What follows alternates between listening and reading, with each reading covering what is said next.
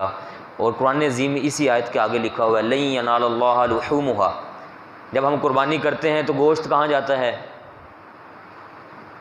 ہمارے پیٹوں میں تقسیم ہو جاتا ہے۔ ولا دماؤھا، خون کہاں جاتا ہے؟ زمین میں بہہ جاتا ہے۔ کھالیں کہاں جاتی ہیں؟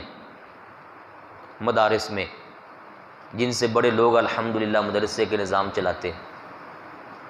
سارا کچھ تو ہم کھا بھی جاتے ہیں یہاں پہ، تو اللہ تبارک و تعالیٰ کے پاس کیا پہنچتا ہے؟ وہ کس چیز کو دیکھتا ہے؟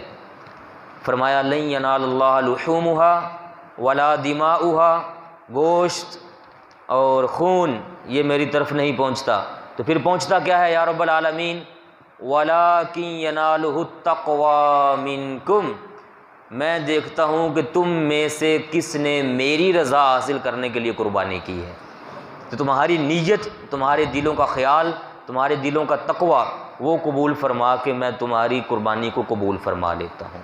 اس لیے چاہے قربانی لاکھوں کی کریں، آج کل ایک وہ ویڑا آ رہا ہے بڑا، 10 کروڑ اس کی وہ کہہ رہے ہیں جناب قیمت ہے، بڑا، وہ سارے بندے کھڑے ہوں تو ساروں سے اتنا بڑا اونچا لگتا ہے، وہ بڑی جان والا ہے۔ دیکھا آپ میں سے کسی بھائی نے وہ دیکھے؟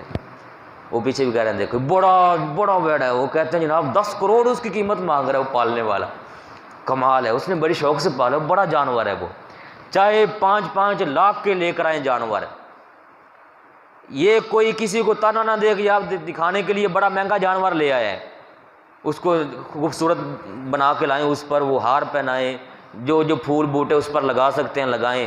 میں ٹائم کم ہے اس لیے آیت نہیں سناتا، شعائر اللہ میں سے یہ 17ویں پارے میں لکھا ہوا ہے قربانی کا جانور یہ شعائر اسلام میں سے ہے، اس کو مارنا نہیں ہے، اس کو کھلانا ہے، رجانا ہے، پلانا ہے، چنگا تگڑا کرنا ہے، اس کو بھوکا نہیں اس کو رہنے دینا، اللہ کے نام پر اس کو ہم دینے لگے ہیں۔